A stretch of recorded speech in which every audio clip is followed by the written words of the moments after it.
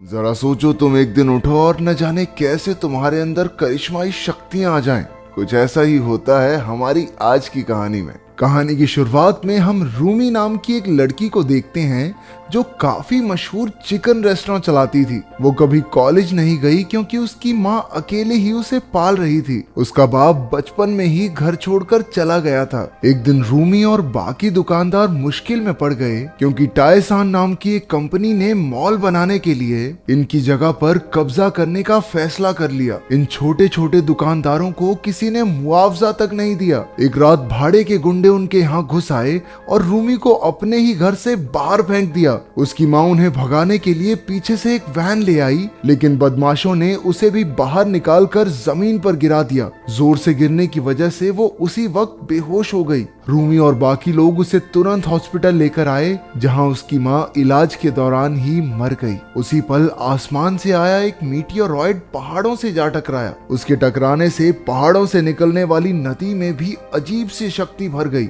अगली सुबह रूमी के पिता शिन ने भी वहां का पानी पिया, जिसका स्वाद बेहद अजीब सा था। फिर वो बैंक में पहुंचा जहां वो चौकीदार का काम करता है। उसके पेट में दर्द सा होने लगा था, जो शायद नदी के पानी की वजह से हुआ। फिर उसने नौकरानी को ऑफिस से छोटा छोटा सामान चुराना सिखाया, लेकिन नौकरानी ने तो एक ही बार में काफी चीजें चुरा ली, जिससे वो पकड़ी गई। शिन ने उसे देखा, लेकिन वो अपने रास्ते निकल गया। शाम को एक रेस्टोरेंट में उसका पेट कुछ ज्यादा ही दर्द होने लगा। अचानक उसके आसपास की सारी चीजें धीरे धीरे उड़ने लगी। सारे टेबल कुर्सियां खुद ही पीछे गिर गए। अब उसका दर्द बंद हो गया, लेकिन दुकानदार ने उसे नुकसान करने के लिए धक्के मारकर बाहर निकाल दिया। कुछ देर बाद शिन अपने छोटे से घर में लौटा और लेटकर एक सिगरेट अपने मुंह में डाली। जैसे ही वो लाइटर लेने के लिए आगे बढ़ा, लाइटर खुद ही उड़कर उसके हाथ में आ गया। ये देखकर वो थोड़ा हैरान रह गया, लेकिन तभी उसकी बेटी का कॉल आया।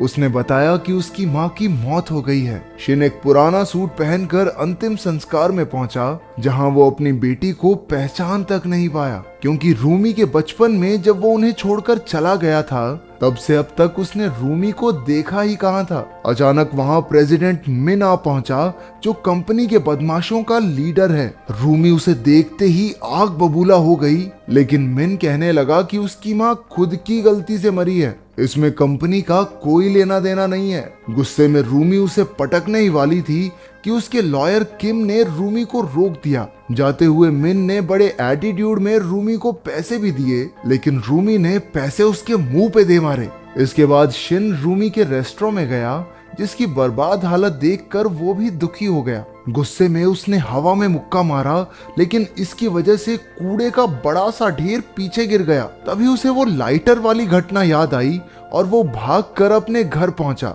बार बार लाइटर उसके हाथ में आ रहा था, जिससे ये साफ हो गया कि पता नहीं कैसे, पर उसके पास जबरदस्त जादुई शक्तियां आ गई हैं। कुछ ही पलों में वो घर की सारी चीजों को एक साथ उड़ाने में कामयाब हो गया। तभी उसके दिमाग में जादूगर बनकर खूब सारे पैसे कमाने का प्लान आया। अगली सुबह अपनी माँ को दफनाकर रूमी अपने पिता और दोस्तों के साथ बाजार में पहुंची, जहां सारे दुकानदार बदमाशों के डर से छिपे हुए थे। वो लोग कभी भी आकर तोड़ फोड़ कर जाते थे, लेकिन किम ने दुकानदारों को शांत रहने को कहा। उनकी पुलिस से बातचीत चल रही थी, लेकिन दुकानदारों का मानना है कि ये बदमाशों की कंपनी तो कानून को भी खरीद लेगी। लोगों का कहना था कि गुंडों की तरह उन्हें भी मारपीट करनी ही होगी, लेकिन किम जानता था कि इससे वो कानून के सामने और बुरे बन जाएंगे। शिन ने सबसे कहा कि अब लड़कर कोई फायदा नहीं और अब उन सबको नई नौकरियां ढूंढ लेनी चाहिए। इससे सब गुस्सा हो गए और रूमी ने तो उसे बाहर ही भगा दिया।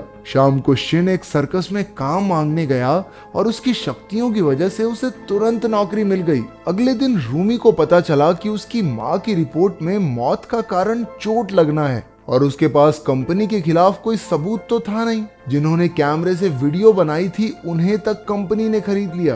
बाद में शिन उससे मिलने आया और कहा कि अब वो पैसे कमाने लगा है, इसलिए रूमी को अपनी पढ़ाई पूरी करनी चाहिए। उसने एक टाई से अजीबोगरीब जादू भी करके दिखाया, लेकिन रूमी को उस पर बिल्कुल विश्वास नहीं था। उसने गुस्से में कहा कि ये सब करके वो बस अपना टाइम बर्बाद कर रहा है, क्योंकि वो बचपन में उसे और उसकी माँ को बेसहारा छोड़कर चला गया था, इसलिए रूमी आज तक उससे नफरत करती थी। शिन ने समझाया कि वो अपने कर्जों की वजह से उन्हें छोड़कर गया था ताकि उन्हें कोई परेशानी ना हो, लेकिन रूमी ने उसकी एक न सुनी। उसने कहा कि अब इतने साल बाद बाप बनने की जरूरत नहीं है मेरा, और वो वहां से चली गई। तभी शिन की नजर कंपनी के बदमाशों पर पड़ी जो दुकानों पर हमला करने जा रहे थे। दुकानदारों को भी खबर पहुंच गई और उन्होंने बदमाशों को रोकने के लिए रास्ता बंद करने की कोशिश की, लेकिन वो बदमाश सब कुछ तोड़ फोड़ कर अंदर घुस आए और लोगों को पीटने लगे। अचानक शिन वहां आ पहुंचा और अपनी शक्तियों की मदद से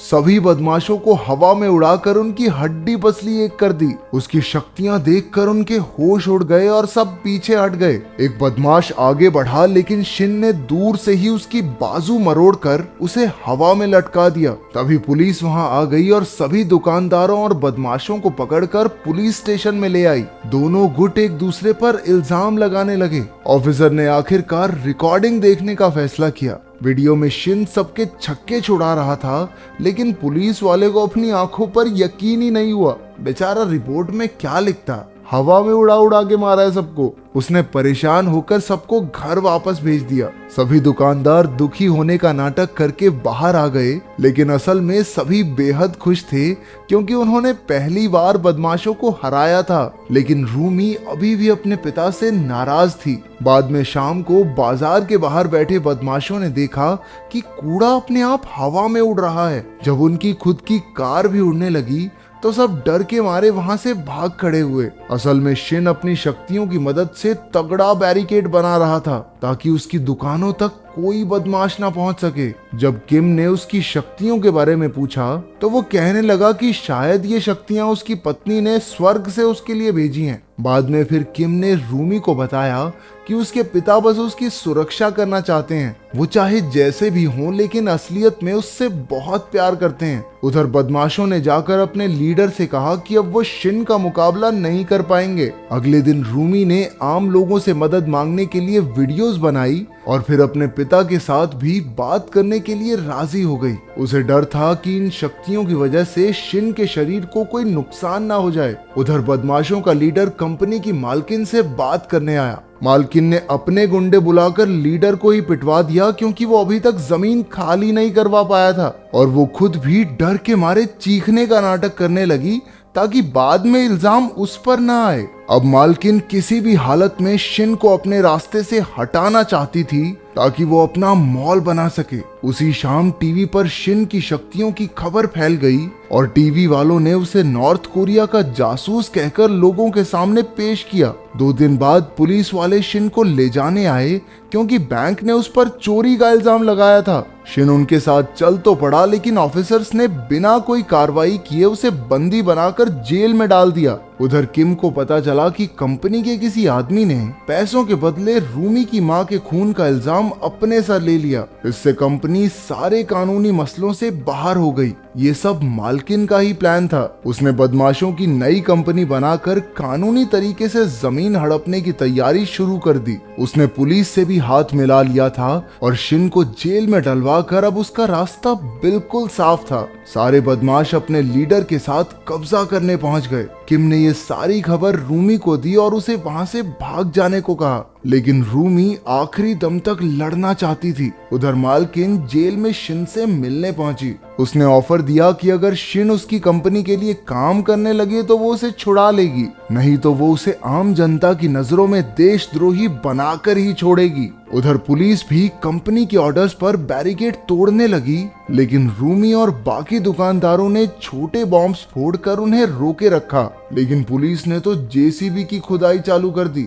सारे दुकानदार अपनी जान बचाकर भागे। रूमी ने देखा कि एक आदमी मलबे में फंसा हुआ था और वो उसे बचाने लगी। तभी अचानक से जबरदस्त धमाका हो गया। दोनों उड़कर साइड में आ गिरे और लोगों ने उनकी मदद की। आखिरकार पुलिस बाजार में घुस ही गई। रूमी बाकी दुकानदारों के साथ दरवाजे बंद रखने की पूरी कोशिश कर रही थी। उन्हें छत तक पहुंचना होगा, नहीं तो पुलिस जरूर उन्हें जेल में डाल देगी। उधर जेल में शिन ने अपनी शक्तियों से एक पुलिस वाले का फोन छीना और लड़ाई की खबर देखने लगा। वो एक बार फिर से अपनी बेटी को अकेला नहीं छोड़ सकता था, इसलिए उसने अपनी हथकड़ियां तोड़ डाली और अपनी शक्ति से जेल की दीवार में बड़ा सा छेद कर दिया। वो धमाके से खिड़की से नीचे आ पहुंचा और सबसे पहले उसने उंगली घुमाकर मालकिन की कार तहस नहस कर दी। उसने धीरे धीरे उड़ना शुरू किया और कुछ ही देर में वो हवा से बातें करने लगा, लेकिन उसकी टक्कर एक बिल्डिंग से हो गई और सीधा नीचे आ गिरा।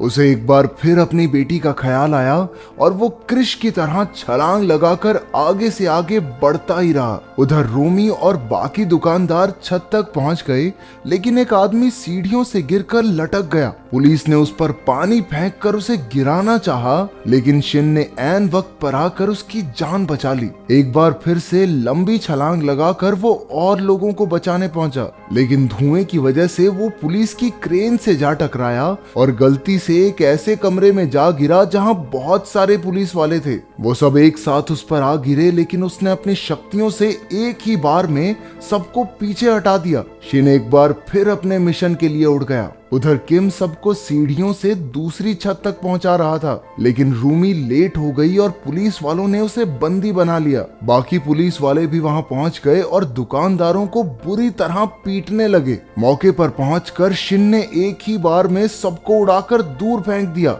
हजारों पुलिस वाले मिलकर भी उसकी ताकत का मुकाबला न कर सके। उनसे निपटकर शिन ने अपनी शक्ति से सभी दुकानदारों को एक साथ छतें पार करवा दी। अब वो अपनी बेटी को ढूंढने निकला, लेकिन वो एक क्रेन के डिब्बे में बंद थी जो नीचे गिरने ही वाला था। उसके दरवाजे से एक पुलिस वाला गिरने ही वाला था कि रोमी ने उसकी मदद की। तभी शिन ने वहां आकर अपनी ताकत से पूरा डिब्बा ही सुरक्षित छत तक पहुंचा दिया। इसी धमाके में रूमी नीचे गिर गई, लेकिन जमीन से टकराने से पहले ही शिन ने उसे बचा लिया। अपनी बेटी से एक आखिरी बार माफी मांगकर शिन ने खुद को पुलिस के हवाले कर दिया। पूरे 4 साल बाद वो जेल से रिहा हुआ और उसने देखा कि पुरानी दुकान की जगह कुछ भी नहीं था। कंपनी को बहुत घाटा हो गया था, इसलिए कोई मॉल बना ही नहीं। फिर वो नए रेस्टोरेंट में गया जिसका नाम रूमी ने सुपर पावर चिकन रखा था।